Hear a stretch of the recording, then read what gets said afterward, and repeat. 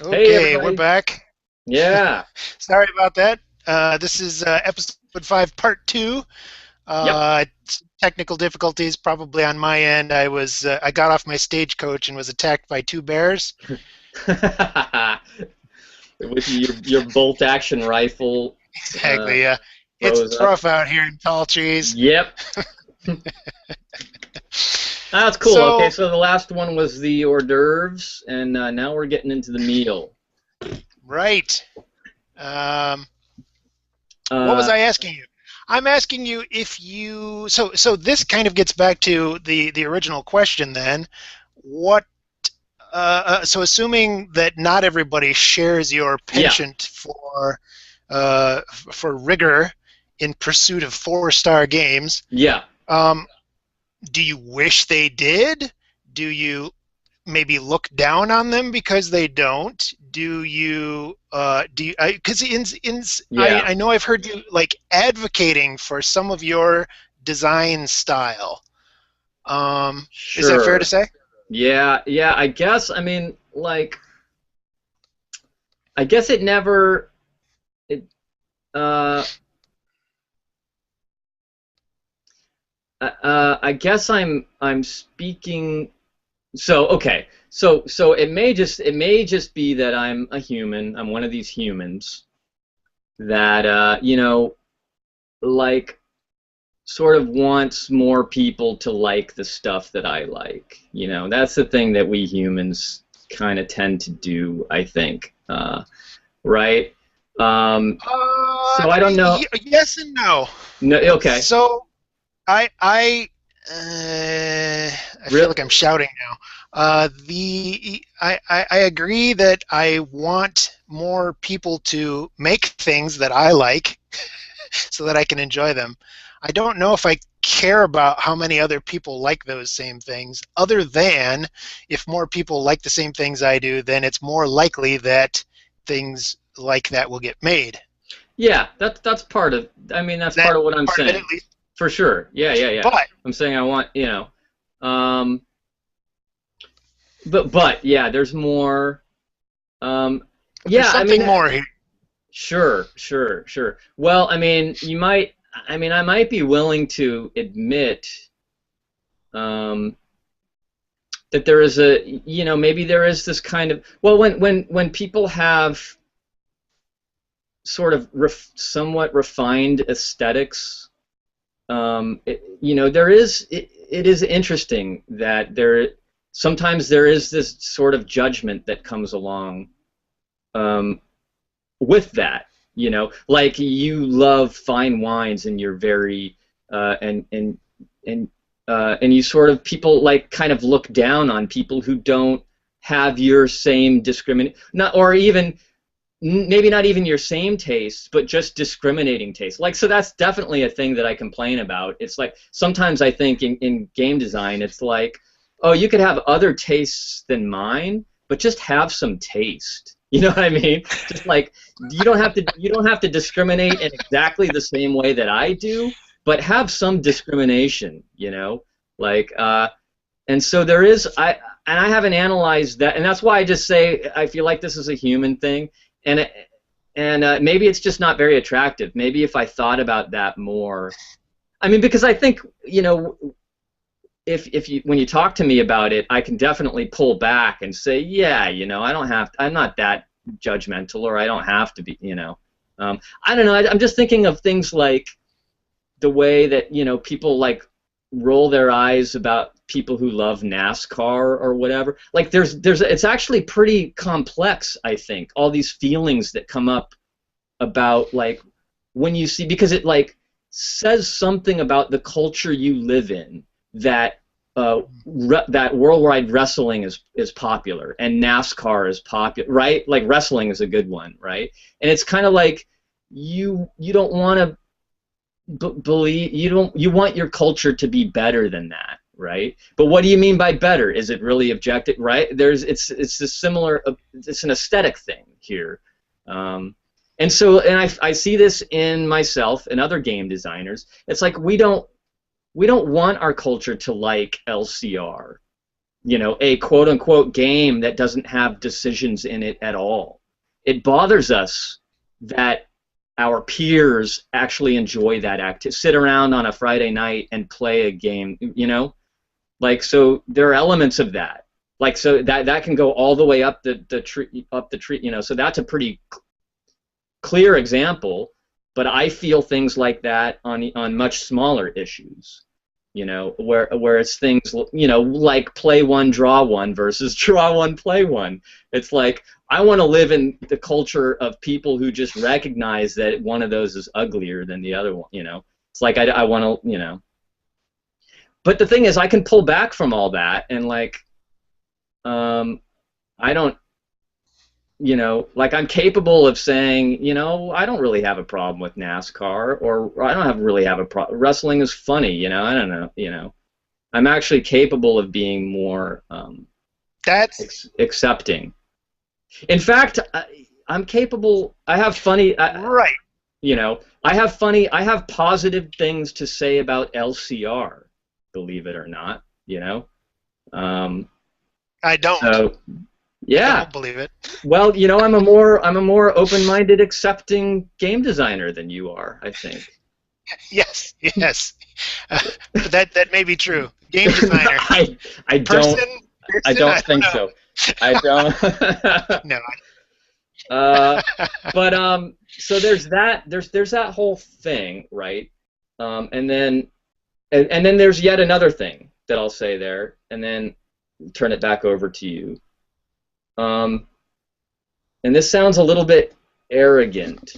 I'm trying to. I don't have enough time to make it not arrogant sounding, so I'll just say it, right? That's fine. Yeah.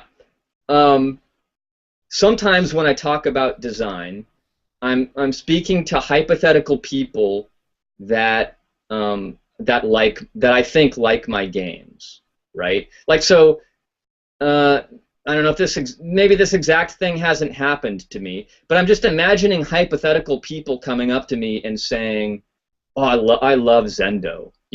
Man, I would be really happy." This is the arrogant part, right? It's like people that are saying to me, "That's the kind of game I want to design," or right? So a lot of times, those are the people I'm talking to, and when I'm talking to these hypothetical designers, where they're telling me, "Hey, I would love to design a game like Zendo," and then I say, "Oh, if you want to do that, follow these principles that I followed." And they go, "Oh no, I don't want to follow. I don't like those principles. They're too rigid." And I'm like, "Okay, well, you told me you wanted to. This is how I know how to design. Like." So that's a big feeling behind these kind of design essays that I write. It's like, this is a process that I've used to generate these games that I think are good. So if your goal is to make a similar games that are like that, this is the way I think you do it. So it isn't like if somebody just comes along and says, "Well, I don't think those games are that good," or "I don't have that design aesthetic," that's fine. Then I'm not talking to those people in the context of these essays. So to me, the interesting, yeah, go ahead. Just a couple clarifying questions. Yeah. When you say you're talking to hypothetical designers who want to design a game like Zendo, you don't actually mean game like Zendo. You mean a game with the same kind of aesthetic, or the same kind of design aesthetic. And I understood that. I just want to make sure that everybody. That's a great thing to. Yeah, I meant a game like Zendo and Blockers and Why Did the Chicken and Rambots, right? Which are very different games. That kind of clarifies the fact that I mean, like them in the level of elegance, however much elegance you think is there, and popularity, even, like, which they aren't very. So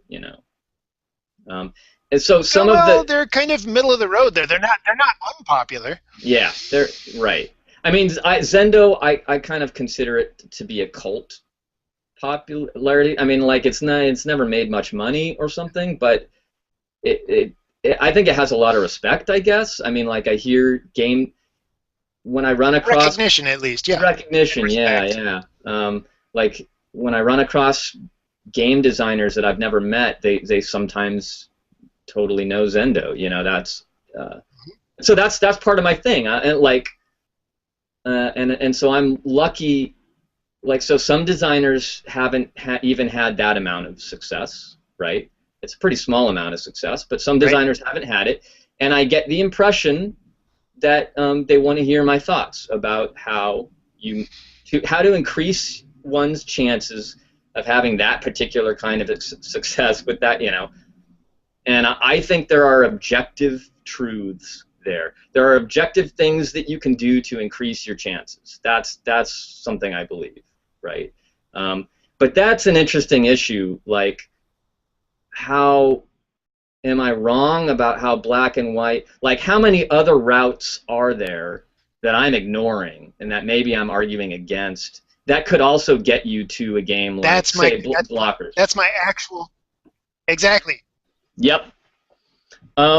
Right. Yes, So, that's exactly my second point of clarification, and that was for my own clarification right. And so, do you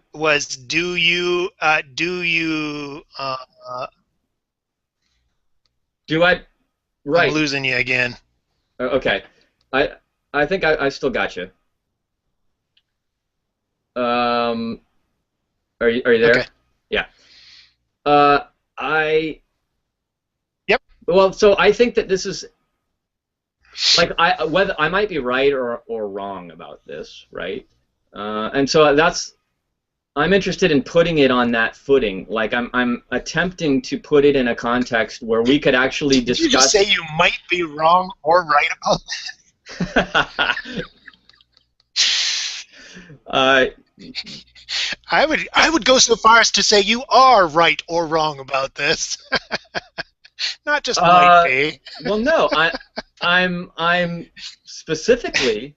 No, listen, I'm specifically contrasting Okay. that. I'm contrasting that with these aesthetic issues, where I'm specifically I'm Okay. saying I don't think you can be right or wrong about certain aesthetic issues, right? Like I don't. Okay.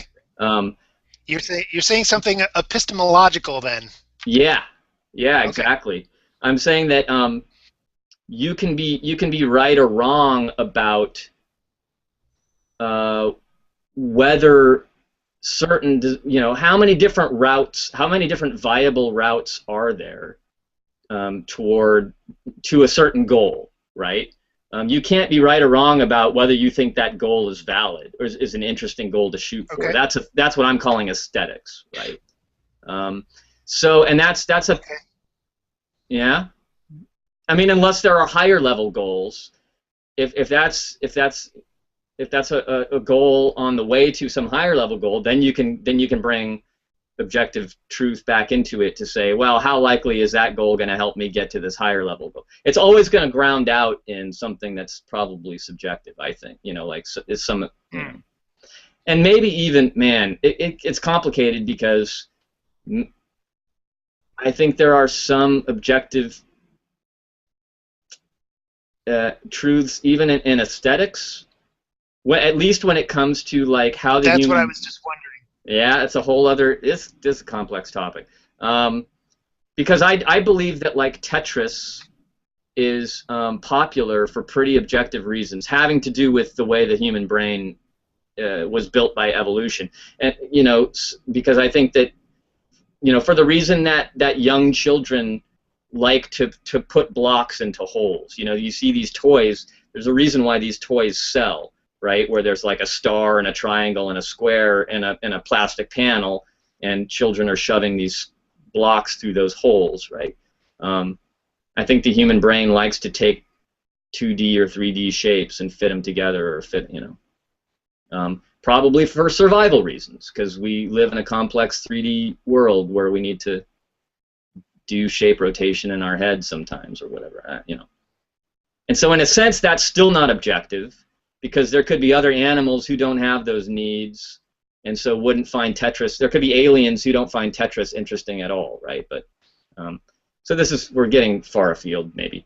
Yeah.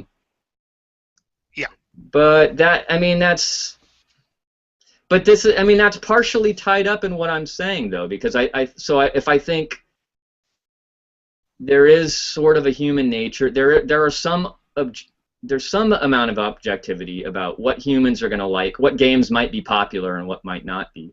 So if you're shooting for popularity, yeah, but my particular design principles don't necessarily address that. And I mean, sometimes I'm actively against.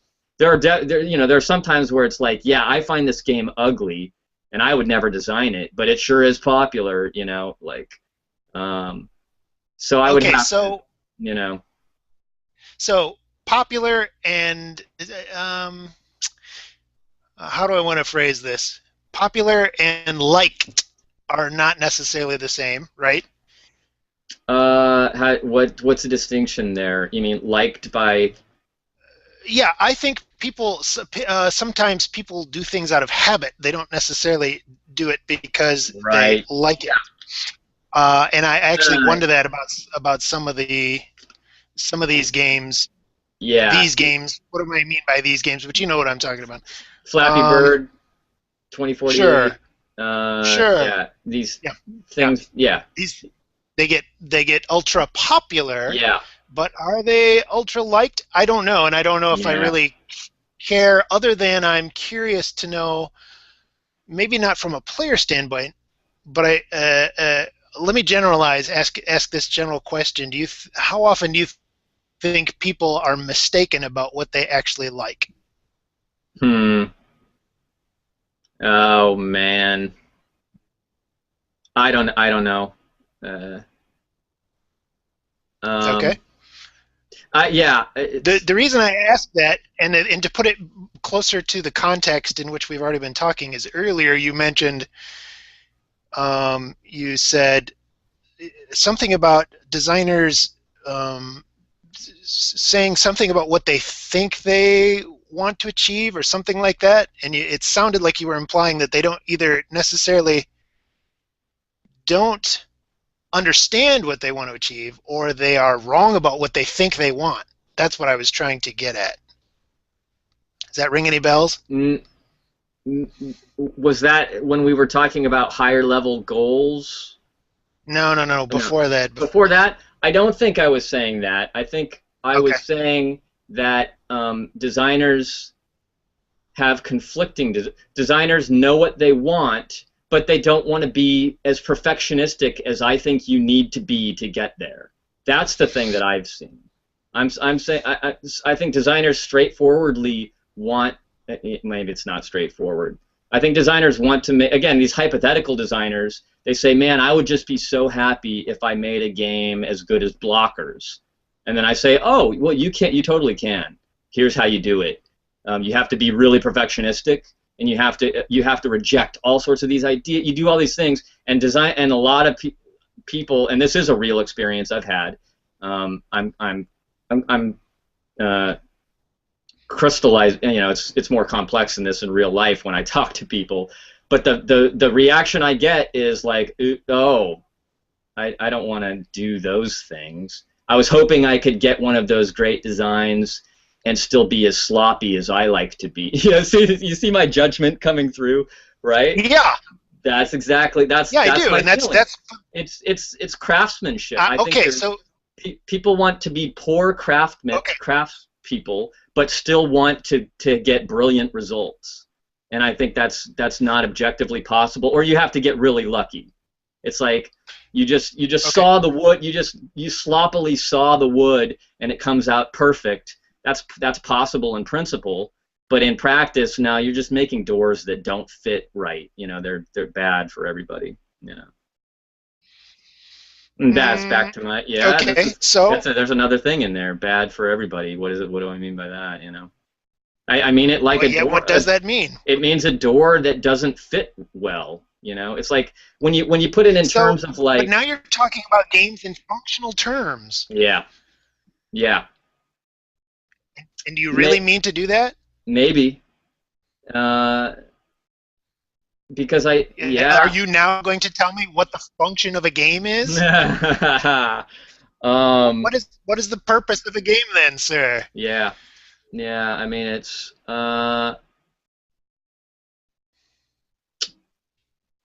Yeah, that's a tricky one. I'm trying to reel in the threads and figure out which is the best. What's the best angle in on this? I mean, uh, because I definitely do when I talk about, for instance, something like play one, draw one versus draw one, play one. Um, that's definitely, it feels very functional engineering like to me. Like my complaint about it is very much like a door latch that's sticking or something like that.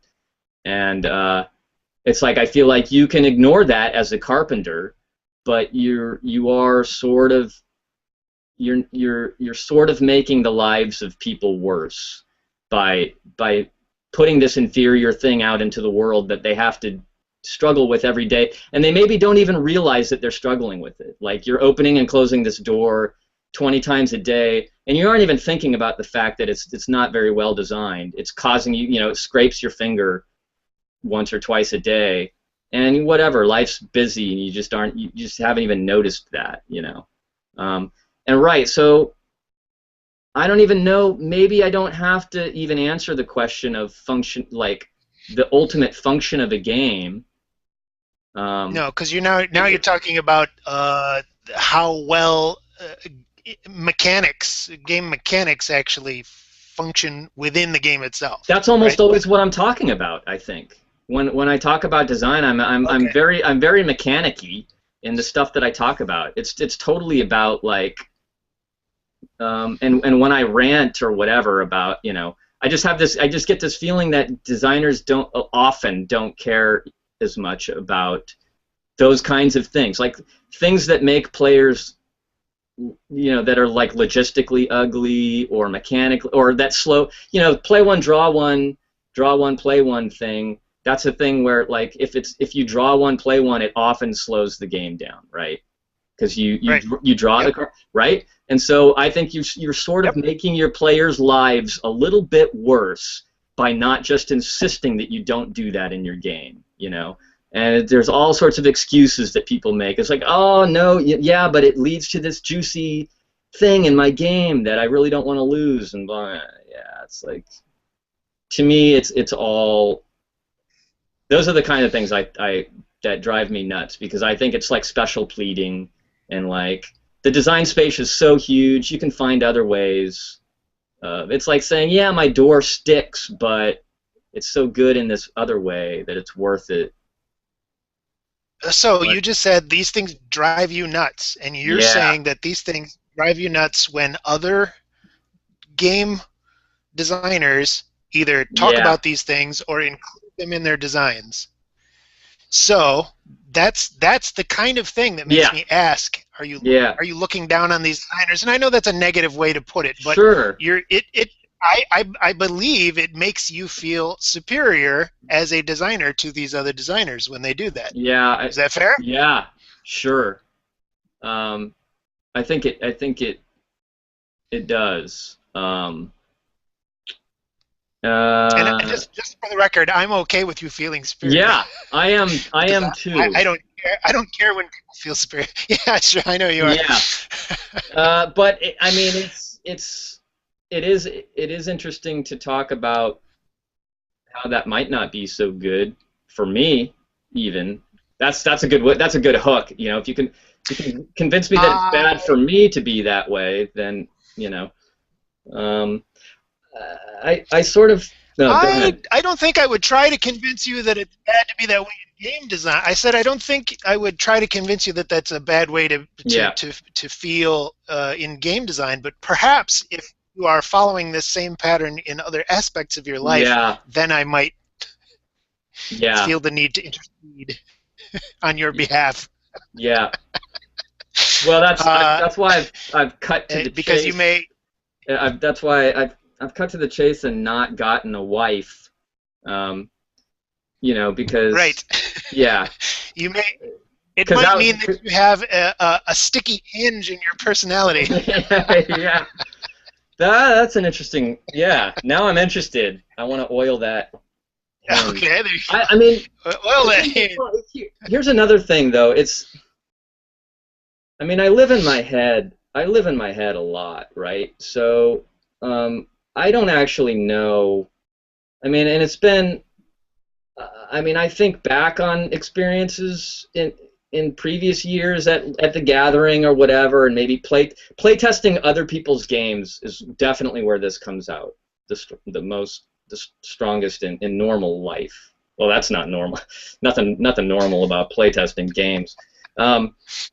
But the thing is, like a lot of these, it's kind of imaginary, really. Like I don't, like how often do I ruffle people's feathers with my judgments? Like I definitely I felt like it used to happen more. It would happen 10 years ago when I was really into game design, board game design and stuff. And I don't like that. I am sensitive to. I mean, I sense generally when I've ruffled people's feathers, and I don't enjoy that. And like for instance, I don't play test much. I basically hate play testing other people's games because I ruffle people's feathers all the time. Like I can't help but push my own aesthetics onto other players as other designers when I play test their stuff, and so I just don't enjoy doing. I don't know. So in recent years, I mean, so I've written a couple of blog posts recently, but in recent years, I think all the conflict happens in my head when I imagine talking to hypothetical people about design. I don't know how much it actually affects my life. Are the hypothetical people arguing with you? Yeah. Oh, yeah. Always. You have voices in your head, is what you're telling me? Yep. Yeah. So they're like. I want to. No, yeah, never mind. I was going to go to a really dark place right there. Go there. Let's go there. Yeah, I was just saying the voice. Let's the go voices, to Deadlight. The voices are telling me to zip the body bag this way, like to put the sheet of plastic this way over the body, and I'm like, no, it really needs to be folded. So we argue a lot. Yeah. Yeah. Yep. I want to give a shout out to Justin Love. Do you know Justin Love? Yeah. You know this cat? Yeah. So some of the things you're saying reminds me of his work. I haven't checked in on him in a while, but I was interested to see what he was up to when I bumped into him at Protospiel or whatever. Oh, cool. Okay. And because he is interested, at least he was, probably still is, interested in design patterns in games. So these are, in an engineering sense. Yep. Or I mean, you and I are probably used to it from coding, software development. Yeah. But the concept originated in like architecture. Yeah. As far as I know. Like why are stair steps as this height? And why are stair steps always the same height each step going up the stairs? And why do patios tend to be within this range of square footage? And all these kinds of things. Yeah, I have to say, design patterns. As an aside, I was never interested much in architecture when I was young, but and I know almost nothing about it. But I really am interested in it now. Like I feel like architecture really ties in with a lot of what I care about in aesthetically and design. I think there's a lot there to teach me. Well, and my new career is actually quite it's computer architecture. It's more fit. Like I think architecture is fascinating. I think it's a better metaphor actually than. As media, like games as media, I think architecture is way better than movies and books as our main, like as a thing to compare games to. Okay, I think you just made an aesthetic. Yeah. Okay. Something, not judgment, but you know what I'm saying. You just made an aesthetic statement. Yeah. I feel. Okay. Um, I'm not about sure. about the purpose of games, or about the function of games, maybe. Um, Yeah. Well, maybe well, keep talking about Justin. Tell me more about that. We'll oh talk about well, I don't know, but because like I said, I haven't checked in on him in a while. it. Okay. Hopefully he's doing well. I always thought he was an interesting fellow, but he Yeah. did start kind of collecting up these design Yeah. patterns for games. And when you're talking about um, uh, uh, play one, draw one being in at least some sense objectively superior to draw one, play Yeah. one. I think he would identify that as a design pattern Right. uh, for Well, successful game design. okay. So anyway, if anybody's interested in that, I just thought look up Justin Yeah. Love. Hopefully, I think he may have even started an online database, or he was working on a book or Okay. something like. I would The other look at that. the other name I'm going to drop here is Brian Leet and his Yeah. lovely wife Becky, I believe is her name, because they are both architects. And as Yeah. you recall, Brian Leet is a game designer, and Becky is a player. I don't know if she's Yep. ever designed anything, but so. I believe she's his ex-wife, by the way. But Oh, is that true? yeah. Brian, I'm sorry if that's Yeah. the case. In any case, Brian is probably he's. I always enjoy talking to Brian. I haven't seen him in quite a while either. But if you want to pursue that parallels between architecture and Yeah. game design, I think he Absolutely. would be a Right. fun person. Hey, maybe we can have him on the. Maybe That'd we be can have him awesome. on sometime to talk Totally about do that. it. Architecture and game design. Love to talk about that. Yeah, Right I on. know almost nothing about architecture. Yeah. But, I mean. there you go. Yep. Yep. Okay, so I still want to You want to keep push pushing on on. this. I want to poke on I think it's this fascinating. notion because you. So Right. tell What? me, tell me your feelings about about I'm going to say inferior game designers. um. But you can just hear that as tell me your feelings about other game designers. First of all, maybe can you identify any other designers that have a similar design aesthetic to yourself? Sure. I mean, Kinesia is probably the classic. Like just as far as like Okay. this stripped down, elegant with some of the attendant problems that Yes, that I was going to say Yep. I'm going to agree with that just because I get similar feelings Yep. from his games. Not all of them, of course, as I do from now. Okay. Now he has done more than a dozen games in his life for Yeah. certain. Prolific. Yeah. Very. Uh, so is he a counter argument to what you're saying? Because I think you're going to tell me that he has designed several 4-star games, and Yeah. yet he has also designed a hell of a lot of 3-star games. Right. True? Yeah. Yep. Um. Just an anomaly or outlier? Well, it may. I mean, in he he's like the hardest working game designer in show business, right? In game Well, design yeah. business, right? Yeah. So I mean, it's pretty amazing if you hear him talk about his process and everything. Like what a full-time job it is, and how efficient he is.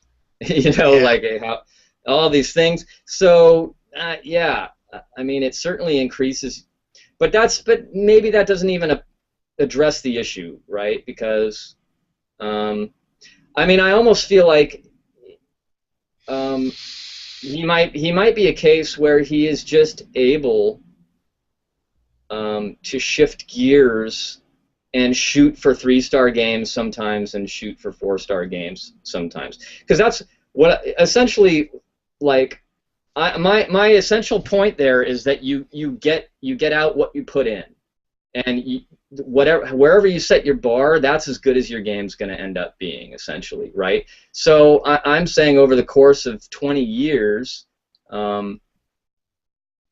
like if you spend a bunch of time with your bar at the 3-star level, and then sometimes you're shooting for 4 stars, then you'll get a mix of both, and that's, so I mean,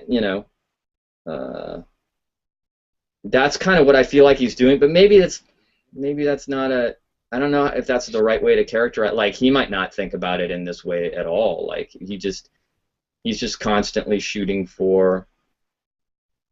I don't know. I don't know what to say about it. I mean, well, another thing that we talked about, Daniel and I talked about, is that, like, I mean, a lot of what I was saying was it was all about increasing your chances of finding 4-star games, right? And so it could totally be the case that Kinesia, let's say that he and I have very similar aesthetics, and that let's say that Kinesia is always shooting for what I would call 4-star games, right? But he's also running a business, right? And what's happening is he's choosing to release a lot of failures. He's choosing to release a lot of things that didn't quite hit his 4-star level, but he's running a business. So that's totally, and that becomes a personal thing, where, and maybe it's back to this aesthetic thing that Daniel and I talked about, where, like, I have no interest in releasing those things that don't hit my 4-star level, right? And I think if you're running a business and you decide, and most of the time I've rejected though, because I've chosen to only shoot for the 4-star games. I can look at some design and I say, well, I'm pretty sure this is not going to get there, right? And so I'll just stop working on that game forever until I come up with some other thing to do with it. Whereas if you're into the business side of it and you say, well, this is good enough to publish, now you might spend another month of your time doing all the things you need to do to get rid. Usually that game is not. It's not mechanically. It's not even done by when I'm ready to reject it. It's not ready to be published, right? Right. And so I think for a normal person, like, Kinesia doesn't seem like a normal person in this regard. He seems like a crazy robotic factory machine, right? But for a normal person like me, with my laziness and my right, I'm like that month that it's gonna take me to release this 3-star game. That's a waste of my time. Like, that's time I should be spending. It's decreasing. I feel like that's decreasing my ability to make 4-star games. Yeah, I'll say that even for Kinesia. I think that if Kinesia refused, like, he's actually decreasing the number of 4-star games that he's going to make in the course of his lifetime because of his business. But I don't, he might not care about that. But yeah, Right. I'm going So, as far as to say that that's what's happening. But he's still able to, yeah. That's my take. okay, so I'm interested. Yeah. Sure. I'm interested in this notion of uh, uh, popularity and how that relates to 4-star games. So if Yeah. we're saying you have some, I don't know, however many, say 3 4-star games published, and then I kind of feel like I need to throw in the difference here between, just like earlier Yeah. I was pointing to a difference between popularity and liked, I also have to throw in this notion of a difference between high quality and liked. Yeah. Well, But then I'm also interested in this difference. So we can say absolutely that Kinesia has had more success than you have yeah, with absolutely. his 4-star designs. Now, part of that could be because he's so prolific, the name recognition is just Yeah. instant, right? We have to qualify that, of course, as being within the hobby industry, right? Because Right. more people know, more people in the world know and enjoy Ticket to Ride, say, than Yeah. Tigris and Euphrates, right? Yeah. Um, And yeah, by the way, talking about design, Ticket to Ride and Carcassonne uh, are not, and Settlers. I mean, mhm. those are a little bit looser. I like those games, is what I'm saying. And those I mean, Ticket to Ride is mostly a game that I would be happy to have designed. Alan's design style is a little bit looser than mine, I would say. Like there are always little things that I consider to be rough edges in there. They're always a little bit more complex than I would like, and it's probably to his credit, right? Like I think that those like so I wanted to, like, Kinesia isn't the only person in the world. I think I have some similar aesthetic to Alan Moon, but closer to Kinesia though.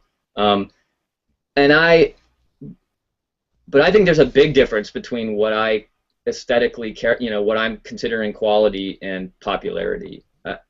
I don't know that I've ever made claims. Well, I'm just going to say almost that I think they're orthogonal in certain ways. And maybe so. Let's talk more about that. Well, there's so much more involved in popularity, right? Yeah. You've got marketing, Yeah. things like this. So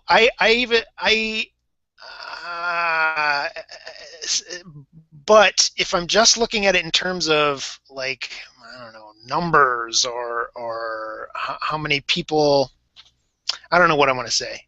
I'd rather talk about this difference between, until I can coalesce my thoughts on that. Yeah. I'd rather talk about this difference between high quality craftsmanship and I like it. Was that I've one? mentioned this before. You know this about me, that Go on. was that one what? Was that one word? Was that one phrase? High quality craftsmanship. Is that one thing? High quality craftsmanship is one thing, and liking. And it being likable is not necessarily the same thing, yeah. Right? Especially if I look at this on a personal level. There are plenty of games that I would identify. We talked about we talked about this in relation to game specialness or importance, but I also want to talk about it in terms of this craftsmanship. So this just reminded me of something that might be interesting. It's interesting to me anyway. In J-pop, what the fuck am I talking about now? Japanese popular music. Yeah. Is super refined. Okay? This started happening in 80s music, and in America, and it continued then into today. You have this notion of overproduced, meaning it's all like all the character has been smoothed out, in my opinion. Okay, and the reason I mentioned J-pop is because I maybe haven't looked hard enough, but I haven't heard Japanese music like on the radio that isn't that way. Their music to me feels more homogenous than ours does. So this, I think, created this backlash. I think grunge was partly a backlash against this, right? Okay. Punk, we know, was way back when, in the 60s, 70s. Punk was maybe the first reaction to that, and then we ended up with grunge in the 90s. So the reason I'm bringing this up is this maybe explains my lukewarm isn't quite the right term, but sort of tempered reaction to what I would identify as very well-crafted games. Yeah. Some of yours included, like Blockhouse. Yeah. And the word I've been using for that is Blockers. I'm sorry. Blockers. Yeah. Damn you for naming things so similarly. I know. That wasn't me. Okay. Yeah. Blame averted.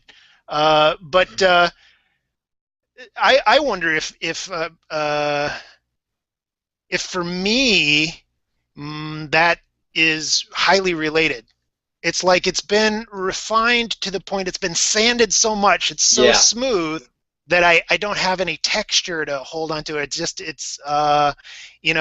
just like swallowing jelly beans instead of chewing them. Well, I don't know what the Yeah. fuck that means, but No. um, I like that metaphor. I don't know if it makes any sense. So, well, But talk about that a little bit. one of the things that comes to mind is like the craftsmanship stuff. It's really sort of the lowest level. It's in a way, it's like the most base. Like, I think it's not enough, right? The craftsmanship side is not enough, and you can almost see, like, I'm willing to acknowledge that I'm not as good at the other stuff. I gravitate towards the craftsmanship stuff because it's the most engineering-like. Maybe it's the most objective. So it's the easiest thing to say. Yeah, I think this is objectively wrong. Yeah, this, draw one, play one, just objectively slows this game down. So there we really got something. Whereas you start moving up to the higher levels of what tastes good and what's juicy, fun, and like all that, and it just gets more vague and it's hard to engineer. Yeah, that's a real complaint about Kinesia's stuff and some of my stuff.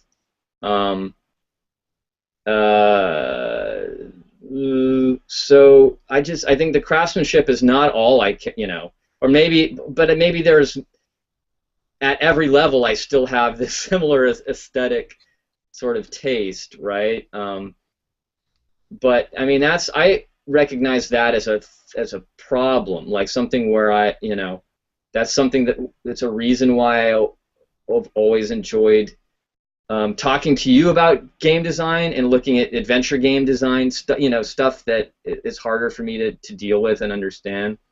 So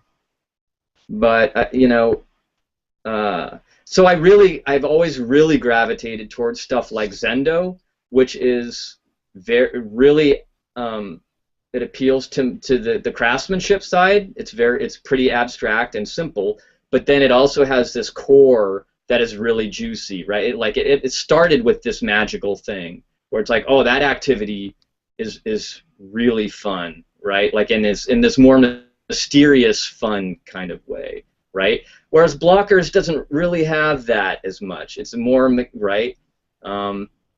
And so I can see why you would like Zendo more than Blockers. And I do. Yeah, and then I do too, but I know I like Blockers more than you do because I actually enjoy. See, this is another, for me, it really it's very clarifying for us to be talking about finding elements and because that's a thread that I might divert us here. Totally fine. But I mean, that's a big because I was thinking about these games like Carcassonne and Cartagena. I was thinking about why I like Lost Cities and you don't, and you kind of meh about Blockers, but you do like Carcassonne and Cartagena. And so Carcassonne, for instance, it has a real findy element, this really puzzly findy, right? You pull up that tile, and it's all about fitting. Where does this tile fit on the board? And you can miss some spots, right? You start looking. Yeah. And so once I think about that, I would have predicted that this is one of these games that you would like, of this pretty simple German-style game. Some of them, and I am arguing that it's a bit more hidden. But I think Cartagena actually has a bit of puzzly findy. Oh, I think so too. Yeah. Because what you're finding is moves. It's not obvious where the moves are in that game, and it's really fun to go, oh wait, I could drop this one pawn back twice and draw 4 cards, and then whatever, or I can open up this route or create this new route, and it's kind of findy. Lost Cities is not findy at all. It's like you got 8 cards in your hand, and they're pretty much so I guess there are 16 things you can do. You can play one of those cards into a discard pile. Well, I don't know, more than that, I guess, because you can draw. But it just doesn't have that, right? Right. Right. Blockers doesn't have much of this. It just doesn't feel very findy. Um, Yeah, right. I mean, well, yeah, I agree. It has yeah, just a tiny teensy amount, but I think much less than than those other yeah. games. Yeah. Um, and I Yeah. think that goes a long way um, to explain. Well, it doesn't put you in a box. Well, that's why I wanted to. Well, I don't want to talk about it right this moment, but I don't mind being um, one-dimensional. just for future, Diamant is a game you really like that doesn't feel findy to me at all. So I'd be interested in at some True. point discussing that and Okay. understand, seeing what other elements there are and things that you like, because I think that one has something different and interesting. Um, Yes, and those are well defined in my mind, so I can Good. absolutely discuss Okay. one with you. Yeah. Maybe we could talk about that right now. But yeah, just didn't want to divert too far from. So, would you call these things aesthetics? So? I mean, I also like findy stuff. Um, I also more enjoy stuff like Lost Cities, right? Um, and so to some extent, like, is that would you call that an aesthetic difference that you and I have, like in what we find fun? In what we would like to design, because I mean, I don't feel like there's I don't feel, Would I call it an aesthetic? yeah, Yeah, I mean it's some sort of personal preference at least, yeah, yeah, and I don't really know where it comes from. You know, whether that's just innate yeah. or I think what it actually might mean, it might actually mean that I'm even lazier than you are, In what sense? if that's possible. Yeah, I didn't think it was possible, but Uh, so right. So one thing that I often hear people when they're reviewing games or talking about why they like a particular game is they say, "Oh, it has really difficult decisions. I can never mm, do everything that I really want to do on a yeah, turn." And I'm like, "How is that fun? yeah, I want to be able to do right, everything I can do. yeah, I want to be able to do everything I feel like I want to do." yeah, You know, I sort of understand it because like when I'm designing games, I often will put on I will sort of layer on restrictions to the design almost arbitrarily. uh, for me that gives me focus. It's not necessarily because I like it better, but mm, just, you know, it's that blank page kind of thing. yeah, If I have lines on the page, I know where to write, and you know, that kind of thing. Um, so yeah, so I might be lazy because I actually don't love making hard yeah. decisions. Well, I mean, I'm in the middle somewhere, Hmm. because I have never gotten into Go. I think it's probably about the deepest game out there, and that's part of the problem. I don't want to think that hard, you know. No, but you Well, play Go by intuition. yeah, well, good, yeah, it's an Uh, interesting example. Um, yeah. that's well, see, here's another aesthetic thing. So I really I basically have to have elements of chance in a game. That's the main reason why I could never get into Go, is that it's a game of pure information. Uh, I think luck elements. I mean yeah, those are really important to me actually. And um, mm, I don't know where to go with that. That's another thing. Where do I want to go here? So real quick, to go back to the craftsmanship thing. Um, Hmm. Again, that's the most objective I feel of all these things. And so I just have this belief, maybe it's a leap of faith. I hate that. I don't want to ever make leaps of faith. Um, but I just, what I see is that I have this general principle that the craftsmanship stuff should never be, see, I'm using these words, should and never.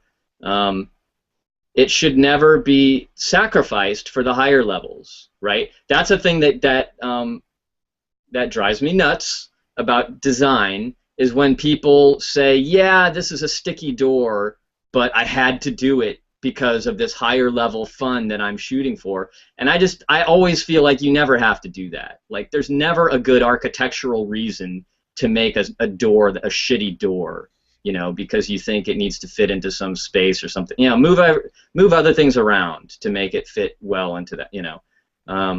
So I think there's a pretty specific thing that happens there where I feel like I'm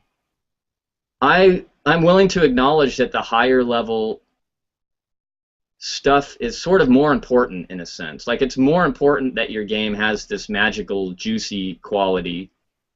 Like, we can definitely find games that are very craftsman-like and just not all that fun to play. You know, some of Kinesia's games, maybe some of my own games. You know, I just don't think the two things ever have to. I don't think they need to conflict if you're not lazy and sloppy. That's the way it feels to me. Like, you just have to care about it that much, you know. But that becomes this aesthetic thing. Like, why, you know, why people don't have to care, you know? Why do I think they have to care?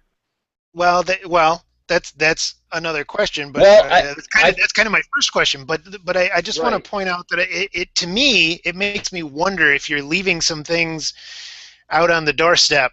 If some you issues? No, some other design goals. I think maybe that's what other people might be saying when they're saying, yeah, I had to leave this sticky door in there because this other aspect of the design was more important to me than the craftsmanship. And they felt, for whatever reason, that if they perfected the craftsmanship, that they would lose that other aspect. You're saying that that's never the case, and I'm not convinced yet. Right. I know. Like, I mean, so can I change that word "never" to something less black and white? You know, it's just like I feel like this stuff is all it's all about you know, the odds. Probability. Yeah, totally. That's how I feel, and I feel like, you know, you choose to stop because you got tired of working on the design, or you don't care that much about the, you know, what? Yeah, I don't know. I mean, it's interesting. It goes to this. We were talking in notes and stuff about owing people. I don't know. I'm about to make a moralistic argument. And you're going to be inconsistent, right? Yeah, I guess I think I am. This is what I was curious about. I just think that when you have a sticky door, you're making people's lives worse. So if you're designing a game, what if 1 million people end up playing this game? You've just made 1 million people's lives a little bit worse than it could have been if you spent a little more time, or maybe a lot more time, to fix that. You know, keep the thing that you really care about, but also fix that mechanical problem. You know, like, it's moralistic. Yeah, but you know? Yeah, well, and what you're saying then is the result of that path is that if you cannot find a way to perfect the craftsmanship, that you need to give up on that design. Yeah. And that's just what some people are not willing to do, right? Right. For clearly, right, for personal reasons, because they want recognition, they want money, they want things which aren't bad, right? But they aren't objectively good, right? It's like, well, it could just be because you've only got so much time in this life, so you could spend the rest of your life perfecting this one game, right? Or you can give up on it. You could give up on it and not release it. And that's my point. But wouldn't you rather it existed if it really did capture that something I don't know. that you were? Yeah, I mean, it's funny that it's like these.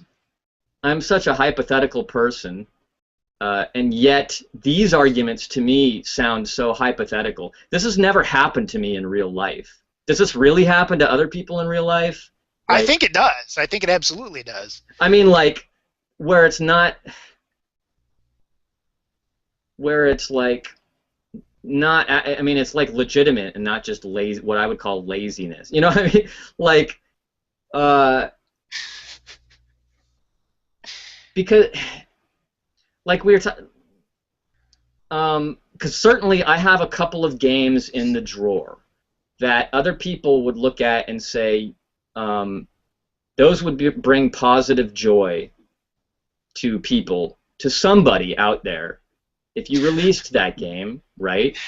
And I It's just some sort of utilitarian argument, it sounds like.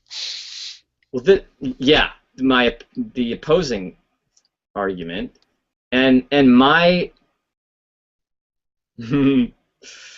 my again, it sounds moralistic. The metaphor of littering comes to mind, right? It's like all these people who are so willing to release 3-star games, and because they think that's good for the world somehow. And I'm skeptical.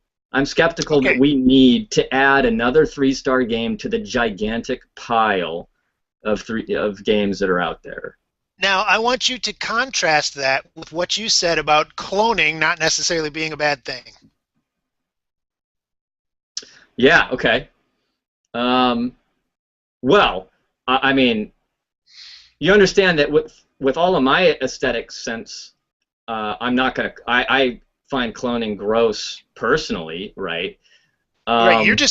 So maybe you're saying those clones should only be released if they are genuinely well crafted.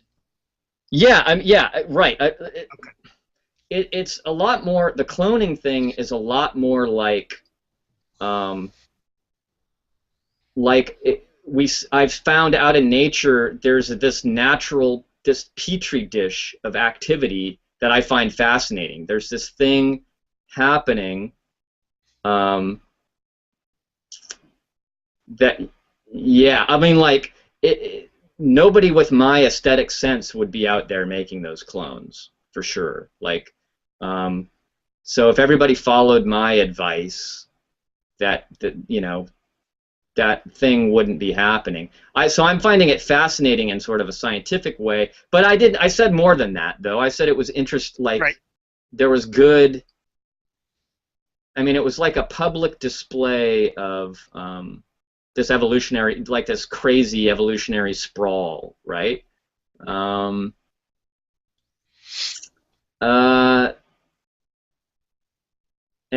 do I think that's good? Well, I don't know. I think it's I think it's interesting that it's there. Like right. But so if I think that is good and interesting, then I think you're saying I should be more tolerant of the release. I mean, then anything goes, really. Like anybody should release their 3-star game, right, the more the better. The more the better that's out there. Yeah, I mean there's some tension there between these two views. So I suffer from information overload, definitely, right? I'm an old guy now, like right? So I mean, I think about this. I'm almost embarrassed to talk about it in public. Good. Let's talk about it. Because I grew up with computers. I mean, in a way, it ties in with my the reason why I'm changing careers. I'm a little sheepish about talking about hating programming and stuff. It feels like kind of a personal failure. That programming is way more overwhelming and not fun to me now than it used to be. And I don't know if that means my brain is slowing down or it's familiarity. It's like it's not as fun as it's like I see the slog part of it now and not the exciting new part of it, because that's long gone. But like I'm on Twitter and I read blogs and stuff like that, and I kind of don't know how people do it. I feel pretty overwhelmed by social media in general. uh, this is probably a lot of people struggle with this, especially new Twitter users and stuff like that. So maybe I'm not saying anything interesting, but I don't know how. Like I'm spending way too much time right now, like just keeping up with Twitter and reading blogs and stuff like that. But I see these people who I follow, like maybe not even 200 people. I don't remember, like less than 200 people. And I see these other people that follow like 1,000 people, and yet I see them responding to stuff almost immediately. Like it's like they're reading all 1,000 people that they follow every tweet or something like that. Like I'm confused. I don't understand how people are doing this. So maybe I'm really pushing this problem of mine out into this feeling like people shouldn't litter so much. People like in the game design, like Right. oh man, the world would, for me, the world would be a better place if people would censor themselves a bit more. Well, censor is not quite the right, if people would just not only release their 4-star games, then I wouldn't have so much shit to pile through every day in my life. It's not a good solution though, right? Like Again, it's all about you. I was just that's that's exactly it. That's the only way I know how to understand any of this stuff, and that's the problem. I was just reading today about Steam, and people a blog post I read about how Steam is opening up more and more, right? Like I saw these bar charts of the Steam releases this year versus this time last year, and it's way higher. It's like 3 times as many each month and it's just the platform is opening up, and so discoverability is the modern problem, right? Of course, yeah. And like, see, yeah, I'm acknowledging that my perspective is emotional here. Like my emotional response is, if everybody would just stop releasing their shit and just release the really good stuff, we'd have we'd have a lot less of these problems. But I am actually really skeptical about these solutions. I'm skeptical about any solution that starts with, if everybody would just do this, ... Right. Right? That's what a lot of the people that I'm critical about talking about the cloning problem. That's my problem with them. Is they're saying, like, if everybody would just not clone ... everything would be a lot better. And I'm like, good luck with that. Like, you release a good idea and people are going to copy it and clone it right away. So I kind of agree emotionally with that, with that perspective, but realistically, we got to find another way to deal with cloning, because people are going to clone, Yeah. Yeah, and so the modern kind of way to deal with all this is like the like system or the reviews, Yeah. top 10 list, and to me they're a complete failure. Yeah. Nearly complete Yep. failure, nearly 100% failure for me. Yeah, me too. Yeah, I think for most people, So I think that's a recognized failure.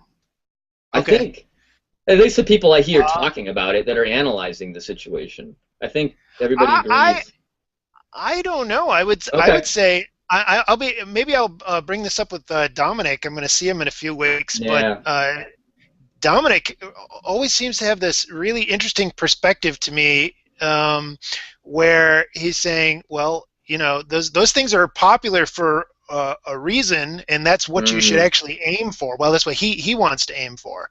I always feel like he's aiming for something that is not something that I'm interested in aiming for. Yeah, me either. On the other hand, I don't feel like I would. If something I did was sort of accidentally successful, I don't think I would be like angry about that, or upset by that. Yeah. So I don't know what all that means, but I do. I mean, I know that there are plenty of people I know. They go out there maybe every day or once a week on the weekend, and they go, "What is on the top 10 list?" And this one looks interesting. I'm going to download that and play it. Yeah. And that's as far Yeah. as I go. Sure. Is that a problem? I apparently get enjoyment out of that. Yeah. They must weigh that, their brain is weighing this, Yeah. should I dig deeper? I might find something I like better. It's going through this whether they know it or not, right? Yep. It's saying, yeah, it's not worth that. And the answer there, that's what they're saying. That's what their brain is telling them. It's not worth it. Just download this. Everybody else likes it. Yeah. It's probably pretty good. It may not be the best suited to what you really want to play, but there you go. Yeah. So is it truly a failing? We know it's a failing for us personally. Yeah. But is it objectively a failing? Yeah. Man, I mean. And this is related to that second article you sent me, Jeff. What's his name? I can't remember. Jeff Vogel. You know what I'm talking about. Vogel. Yeah, Jeff Vogel. Yeah. This is I think part of what he was saying was you cannot say that is objectively a failure, or it's nonsensical to say that that's objectively a failure. And I was agreeing with what he was saying, but it's still a really fucking annoying problem for me personally. Yeah, right. And because lurking, I keep not wanting to go here because it's such a quagmire of talking about what is really best for humanity. You know what I mean? How fucking pretentious, right? Yeah. Well, it's pretentious. It's yeah. But it's also a quagmire of trying to actually figure out what would be true there. Because it gets into the whole debate about how much are these social games, even like Candy Crush. How much is it like a slot machine? Is it actually good for the world, or is that actually damaging the world, or is it neutral somewhere in, and I kind of feel like that is part of what we're asking. It's at least a slice of it. Because if we're asking is the top 10 thing a failure, that's an approach. It's like we're saying, is it bad for the world? Does it lead to people eating candy, eating a lot of junk food, essentially, for their minds? Okay, but I don't know how to. I don't want to deal with that question because I don't know how to. No, that's fine. Let's bring this back. Let's bring this back to the present topic, and the way to do that is, do you feel Candy Crush is a well-crafted game? Yes. Yeah, and yeah. Well, at its core, a lot of the well-crafted nature of it has nothing they didn't come up with, right? There's the match 3 mechanic. Absolutely think that's well-crafted, right? And they didn't invent that. And then there's all the add-on stuff like painting the background. So there's things that they start adding into the levels. Also they didn't come up with any of that stuff. As far as I know, I don't know the full history of Match 3, and I haven't played through all the levels of Candy Crush.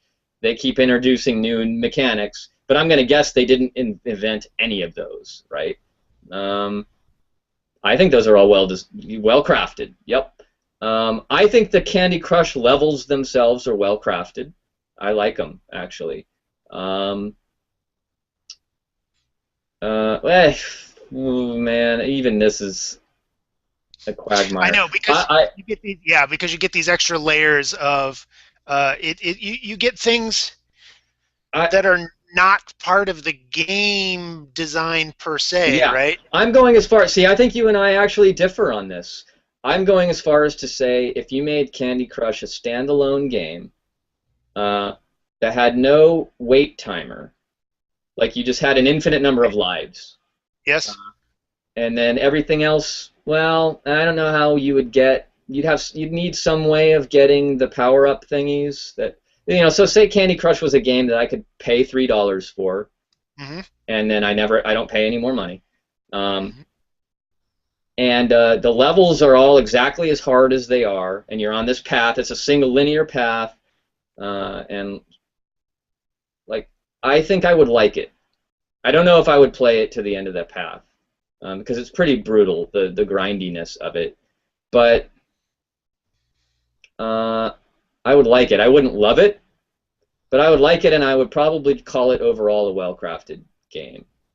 Um, so yeah, the monetization extra thing. I don't know if that's your focus here, but No, not really. yeah. So yeah, just Around the World in 80 Days would be my recommendation. I think As a that's match maybe 3 game. yeah, and I think that's my favorite match 3 Okay. implementation. That's just Cool. a straight match 3, Cool. and I think it's 80 levels because it's one per day. Yeah. Oh, I don't want to. Okay, no spoiler, but That's all right. Okay. Right. If you know the story of Around the World in 80 Days, Yes. you would guess maybe something about that. Cool. So yeah, and I loved playing Around the World in 80 Days. Okay.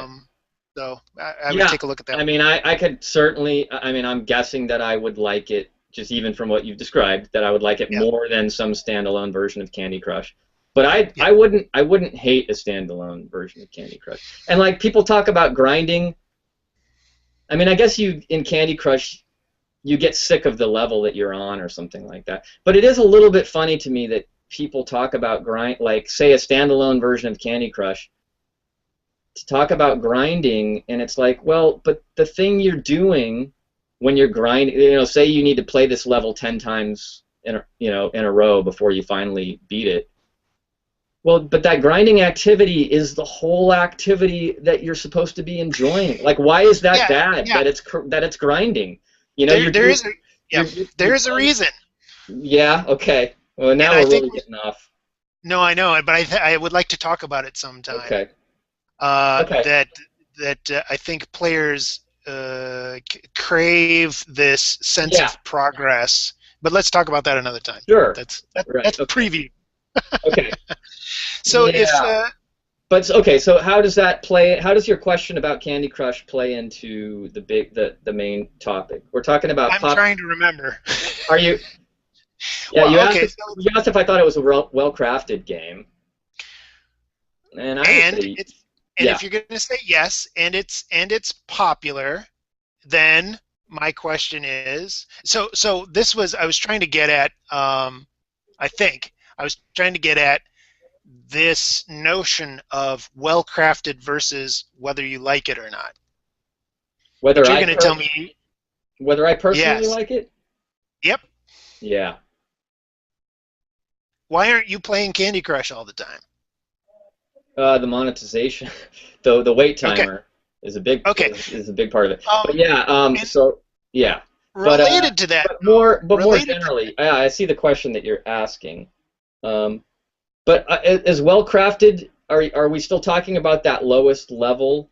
Because there are definitely games that are well crafted at the lowest level that I just don't find very fun because they don't have what such as, or if you. Well, Go. I think Go is a pretty well crafted game. But it doesn't. So there are other so for me, elements of luck are at least as important to me as findiness is to you. I mean, I think it's almost 100%. Like, findiness is remember. Okay, so that gets into the difference. I think I'm losing you. That gets into the difference between finding and locating, though. I want that element of randomness in finding. To me, that is what defines the difference between finding and locating. But Lost Cities also has randomness in a right. That's enough for me. Sure. So yours is probably even more specific. Yeah, I think so. What I was saying was that I think there are 0 games that I really like that are perfect information, that do not have luck. I mean, there are games that you like that don't have findy elements. Yes. And I think there are no games that I like that are pure information, that don't have elements of chance. I don't like Go, I don't like chess. I don't like Blockus. So why? Maybe this is a topic for another time. Yep. I'm not sure why the other player isn't acting as your element of chance. Does that make sense? Sure. Topic for another time. Yeah. Okay. Yeah. We're gonna have more notes on this one. That's good. I really feel like it. Yeah. Yeah. I like so. Let's pull it all back. Yeah, I think that's a good idea. To, I mean, so one of the threads here is popularity versus, well-craftedness or whatever. Well, even not just well-craftedness, but let's talk about the game. What I actually like. My full aesthetic, whatever that is. It's hard to define. I certainly acknowledge that. Popularity is somewhat orthogonal to that, for sure. I have to acknowledge that, right? Yet I still think that stuff like Tetris is pretty. Like, I think that I mean, Tetris pretty strongly exhibits the aesthetic that I like. And I think that is part of the reason why Tetris was so popular. So I don't think they're totally orthogonal. So I don't know exactly what to do with that. Right, and Rubik's Cube, I think, would be another example. That's another one. Or that's got the design aesthetic that you seek. Yep. And I think it was so popular because of that aesthetic, because it really was good in a somewhat objective way. Do you? That's not a game though. That's a puzzle. I was going to ask you if you personally enjoyed the Rubik's Cube, and is the element of chance there just the initial mixing of the puzzle? But it's not a game, so I don't want to try to make sense of it. Yeah, I'm okay with puzzles that have no random elements. Yeah, it's a different animal. So. Yep. Right. So, are there not? Do you have more questions about the popularity versus liking stuff? No, I think I'm mostly satisfied there. I don't know if you ever directly answered my question about if you look down on other designers. Right. I want you to directly answer that. No, I think I said yes. Yes, I do. Yes, you did. Well, you felt superior to them. That's not. I guess that superior means above, and so looking down. Right. Well, superior. Right. I mean, that's. But I think that. But you don't disparage them. I don't know. Tell me about your relationship with other designers. Do you think I do? What do I look like from the outside? Again, it's all about me. Well. It's a little bit difficult for me. Okay, what can I tell you? Something interesting, maybe. The first time I met you, yep, I did feel that you were a little bit abrasive. Not to me personally, just in general. Do you remember when I was? Was it at Protospiel? It was at a Protospiel. I'm pretty sure. Yeah. You and Dave came to Protospiel, an early Protospiel. And I thought, oh, what a nice young man this Dave is.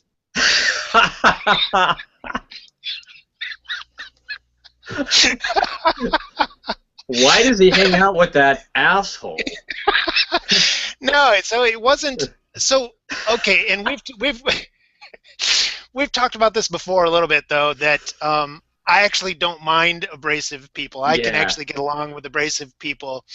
Kind of like some people that outwardly appear surly. I'm gonna pick on Jake because No, yeah, Jake to me sometimes seems surly, even though I know he's actually a pretty friendly guy. yeah. Um, so and so for Well, just some humans in general have this aversion to abrasion, right? yeah, Uh, but you mentioned that when you are playtesting other people's games, that you feel that yeah. you It's are abrading them. it's the Um, worst. Yeah, I don't want to even do it. I don't want to do it anymore. I hate playtesting now.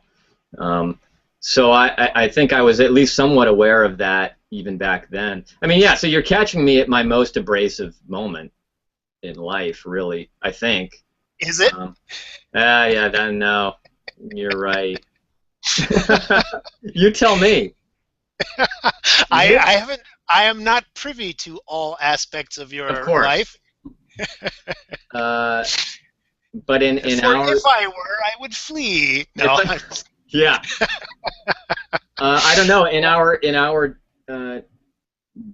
uh, interactions, are there other times where I'm uh, other aspects of life? I know I must be like this in all sorts of aspects of life, but I don't know, because it's difficult for me to answer that, like on a personal yeah, yeah, level yeah, about you, because not because I would mind telling you, but just because a lot of these traits just sort of roll off me. I can yeah. identify them. There's besides abrasion, there's one kind of annoying habit that you have. Would you like to know what it is? Yes, yes. Good, I'll tell you later. Um, make you wait. Oh, yeah, but that's gonna. Our viewers are gonna. Well, like, I'm assuming our viewers care about me. That it's all about That's me. the, Um, well, that's the puzzle for this episode. Is what annoying thing does Kory do that I'm thinking of, right? yeah. Are we gonna? But can we release? Are we gonna release that in the next episode? Like, Well, are we releasing the answer no. to last True. episode's puzzle? No. I don't even remember what it was. Anyway, I had another puzzle too. What does this mean? That's the edge. I was actually that was what I was actually going to make the puzzle, and I Yeah. was gonna mention that most of the time, the way the frame settles, it looks like pimp to me, PMP instead of BMB bomb. It looks Yep. like PMP pimp. But yeah, actually, before this came up, that's what I was going to say. Well, we If got that two has a solution, yeah, okay. There are two double. It's a puzzles. double episode night. So. That's right. That's right. So But part one's puzzle. Yeah. so if let's us yeah I certainly must feel superior, but that's I mean even in a that's in a it's like I could be a carpenter, and that can be a relatively objective thing, like, hey, Sure. It can. I'm Yeah. better than this other person is at making doors that don't stick, but I might still be not good at making houses that are nice to live in. Maybe they're all boxy and dry. Um, That's yeah, that's a I question. I I mean, could I could feel like acknowledge that. But what do you? that you feel that your craftsmanship is superior, but you don't necessarily Yeah, feel that overall your game design is superior. yeah, and I really just and I always sort of think uh, even I don't even know if it's what I care about that is like as a craftsman. Okay. It really is just the fact that I insist on that. It's like I'm not even Yeah. I don't think I'm necessarily great at finding those solutions, but I just keep pushing on it until I do because I care. And And that's do you, and to me that's craftsmanship, well, caring. and I want you to tell me if you think that you care strongly about craftsmanship because of something intrinsic, or is Mm. this like a decision that you made? Did you how Oh, did you arrive it at this sure desire? it sure doesn't feel like a decision. Okay. Yeah, like I mean, like it doesn't like a food tasting bad to me doesn't feel like a decision I made.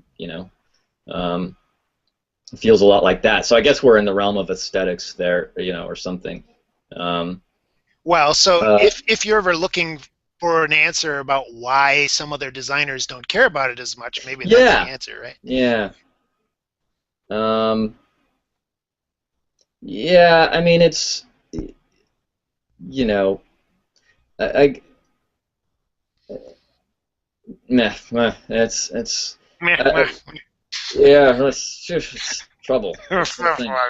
Um, yeah. So okay, but so where do we go from there with the if we assume that I feel superior or whatever, like In some sense, should okay. I, yeah, what do you do with those feelings? Is that should I it's like Yeah, I should I mean, does it? not, or how does that affect, it certainly affects my desire to play test with people Yeah, now. it's affecting Yeah. your interactions with other designers, right? I mean, Yeah, for sure. it may come from because I always like to this is a habit of mine to try to put a positive spin on things, right? Yeah. That that Bad habit. it is it's horrible. It may mean that you have this mentoring Hmm. impulse. Does it mean that, or is it much more selfish? Yeah, that's interesting. I probably do. That's very chaotic. Is that the word? No. Quixotic, yeah, is how but Quixotic, yeah. it comes Quixotic. from the root is Quixote, so Quixote. yes, Yeah, yeah. yeah. I don't know if that's the right word anyway. Well, I mean, or to an even worse word, ironic. It's very ironic that, this pushes me to not be a mentor. Like I said, I just don't want to play test anybody's games anymore. I really don't. Or, and I'll like blog posts, or a little snipe, or just making little Twitter comments, Well, so about, if if that's genuinely the reason yeah. that you have this feeling, because you could also be feeling like you don't want to play test stuff because you give feedback and nobody ever follows it. I mean, it could be Yeah, something. no, I don't. Just my knee-jerk feeling is no. That's not why. It's this abrasion. So Yeah. that's just the Kory. That's just a social skill, right? I mean, people. We know Mm, other designers. No, I mean we know other designers that will playtest designs, and they will offer suggestions, and it's in a much more socially accepted yeah, format. but um, Is it just because you're more insistent, or you're more proffering than offering? Why is it no. more See, abrasive? so it probably is more personal. Well, no. So maybe my knee-jerk reaction was wrong. Maybe it is that. Um,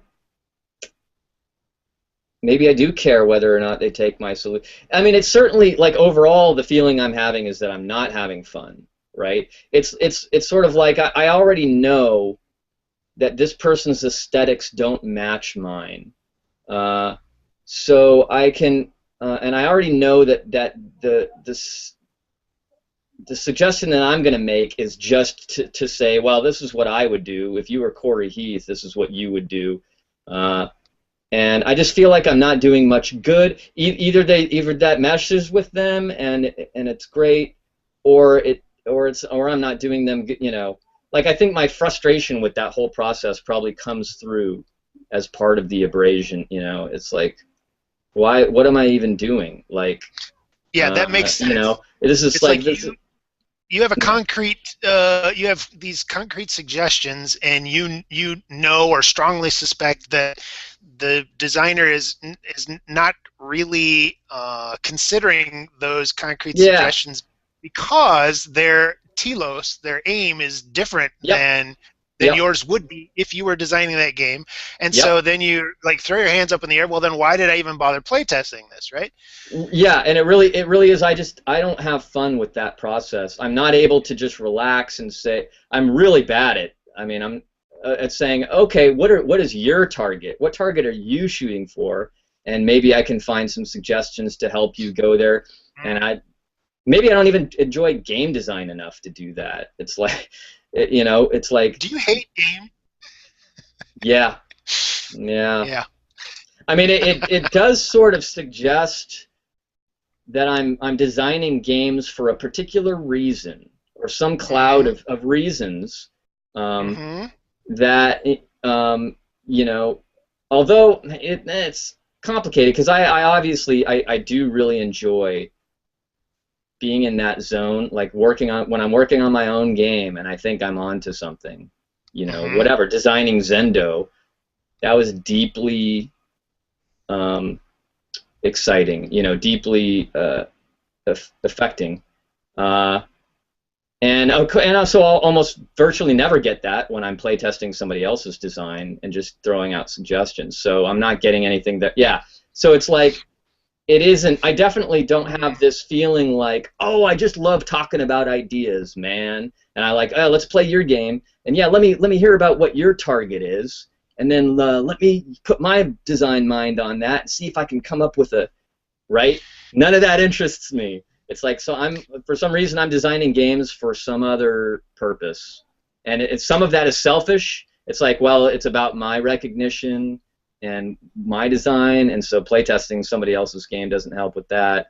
And yeah, that whole it's the motivation thing. Just as an aside, does that make you a bad collaborator in game design? I think probably, yeah. Probably, yeah. Yep. Not necessarily, but yeah. Yeah, not necessarily. It would be like, how close do our aesthetics mesh, at least on that particular project? Yep. So sometime, I don't want to talk about it now because oh my God, but it's oh man, yeah. But sometime I'd be interested in pursuing from that perspective your several month experience at PlayEase. Yeah, sure. Okay. Where you went through a whole bunch of prototypes, and I'm curious how then that worked out with. Yeah. I don't know, other designers. I know you were the lead designer, but there was a lot of input from the rest of the team, right? And how you coped with that, or whether you enjoyed that kind of thing. But it's that's an interesting topic. I think it didn't. I think it didn't work out nearly as well as I even thought that it was working out during the time, and is certainly all of this is one of the many reasons why I'm pulling back from the idea of doing games as a living, because I think you need to be able to work well with other people, and like, I mean, I think there are a lot of things about my brain that don't mesh well with all that stuff. In a few weeks, I'll be seeing a bunch of guys we know, Brett and Jeff and Bo and Greg and hopefully Mike Petty and hopefully I didn't leave. Oh, Dominic. And I have told them, I have stated that I this time I will be actively seeking collaboration. Yeah. I didn't specify in game design. I'm actually interested in collaborating with a couple of them in terms of illustration and some other sort of the polished stuff that I'm not very interested in, not very good at. But I have never really given. I work with Chris, and that isn't. And Chris and I have a kind of chemistry back and forth kind of thing. But he does not consider himself a game designer, and I'm interested in how good a collaborator I am. I feel like I'm such a cooperative person in general that it might. I think it will be curious if I turn out to be a terrible collaborator, as I suspect I might be. And so part of this is just. Why do you suspect that? Is that the whole big topic? Just because maybe just because I've never been successful at it in the Mm. past. I don't know. I haven't really. What do you mean by successful? Well, I maybe haven't given it a fair shake yet, and that's part of what I really want to pursue in this experiment. Do you mean like Um, you haven't made successfully made a game that you like, or that I have not successfully co-designed a game with another game designer. Correct. and but by your personal level of success or commercial success, what kind of success do you mean? I have not completed Yeah. a Okay. game in collaboration with. Well, yeah, I guess I would say that was true. The closest maybe was Steven and I on Pants on Fire, but really that wasn't a lot of back and forth. It's the design history of that isn't Yeah. really. The point is that I don't feel like I've ever actually completed a game that was a true collaboration in game design. Yeah.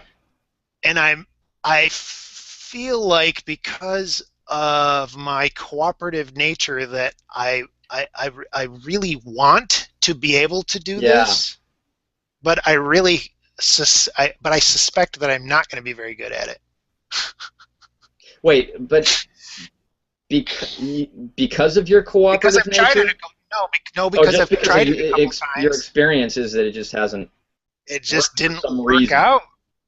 And And yeah, it may actually be as simple as I'm just too lazy to be a good collaborator. okay, That's possible. yeah. Um, but so I want to try to give it the old college try Mhm. and see Okay, what happened. So I'll report back on that in future. awesome, awesome. Uh, wow, I wasn't expecting to talk about this stuff tonight. You- This was a lot of fun for me. I really enjoyed it. Yep, awesome. Um, Yeah, it's out of my wheelhouse, this surprise questioning stuff. well, we can talk about that sometime too. No, actually, I really like it, of course. This is my preference, yeah. Okay. Yeah, we I should was, start doing that more. but I'm interested to see, how you feel about it later on. Yeah, Whether you feel like you would prefer to prepare yeah, better ahead of time or not. So I think it at least is a interesting change up. yep. Fascinating. All right, everybody. We're gonna wrap it up for tonight, and doing this again next week. Yeah, let's do it. All right. All right. See you all later. Yep. Tulu.